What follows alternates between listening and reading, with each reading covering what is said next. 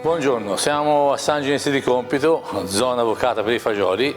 Siamo due aziende ben distinte, nel senso che io sono del Prete Renzo, produttore di fagiolo rosso di Lucca, lui è Giovanni, l'altro produttore di rosso di Lucca, dove nel giro di 20 anni abbiamo riunito le nostre aziende facendo produzioni simili, soprattutto sul discorso del fagiolo.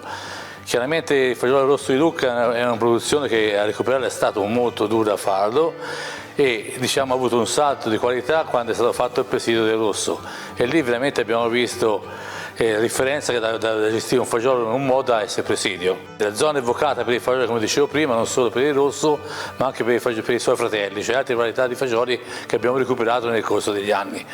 Siamo coltivatori custodi nella regione toscana, abbiamo l'obbligo quindi di fare alcune varietà e di mantenerle in purezza.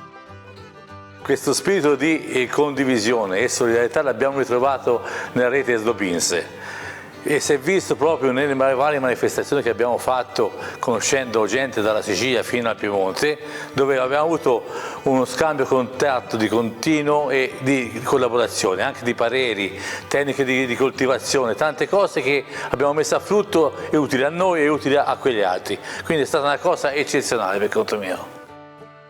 I disciplinari di produzione dei presidi slow food con il nostro apporto miglioreranno i cambiamenti climatici notevolmente.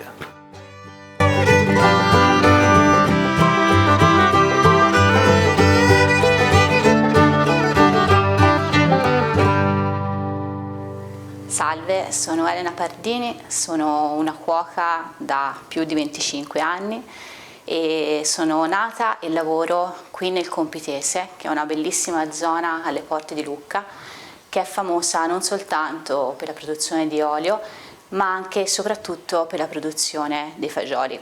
Conosco i fagioli della lucchesia praticamente da quando sono nata, perché la mia famiglia era molto tradizionalista, si cucinavano piatti tipici e i fagioli si utilizzavano e si coltivavano. E quindi per me era una cosa naturale sia mangiarli che vederli nella loro coltivazione.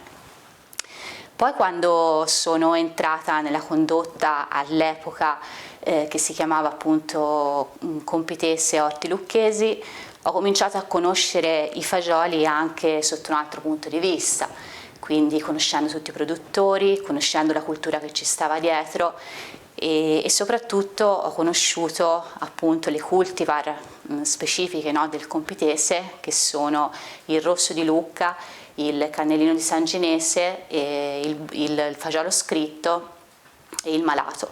Fagioli che prima magari avevo sempre mangiato, avevo sempre utilizzato, ma che non conoscevo nella loro storia. Ho fatto molte esperienze anche con Terra Madre, ho partecipato al Salone del Gusto di Torino proprio come cuoca di Terra Madre, nell'ambito appunto della cucina tradizionale e dell'utilizzo dei fagioli. Oggi nella mia cucina io utilizzo moltissimo i fagioli tipici della zona del Compitese, perché noi qui prepariamo moltissime zuppe, minestre, primi piatti e contorni, sempre appunto utilizzando i fagioli. Oggi preparerò la zuppa alla frantoiana. è un piatto tipico non soltanto del Compitese, ma è conosciuto in tutta la Lucchesia.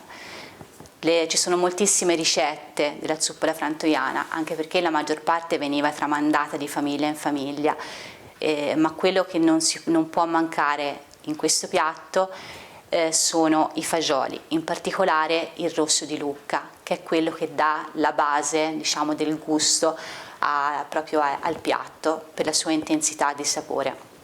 Noi nella nostra zuppa utilizziamo anche altri fagioli come il cannellino di Sanginese, il malato e lo scritto, ma quello che assolutamente non può mancare è il rosso di Lucca.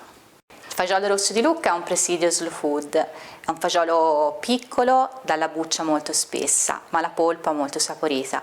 È quello che rispetto agli altri fagioli che utilizziamo noi, che sono più delicati, dà quella nota di riconoscibilità al piatto. Dopo la cottura dei fagioli, per preparare la zuppa alla frantoiana, ho bisogno di verdure di stagione come la verza, la carota, porro, il finocchio, ma soprattutto nella zuppa alla frantoiana non può mancare il cavolo nero di Lucca, che noi chiamiamo anche braschetta. Ho bisogno di erbe aromatiche, ad esempio maggiorana, timo, erba cipollina, finocchietto selvatico, e quello che è indispensabile sono le erbe di campo, perché sono quelle che danno una nota leggermente amara alla nostra zuppa e quella che la distingue da quella di altre province della Toscana. Una volta pulite e tagliate le verdure a piccoli pezzi, vanno fatte brasare in abbondante olio extravergine d'oliva, poi si aggiunge il brodo che avevamo preparato di fagioli e si lascia cuocere tutto regolando di sale e pepe per una quarantina di minuti.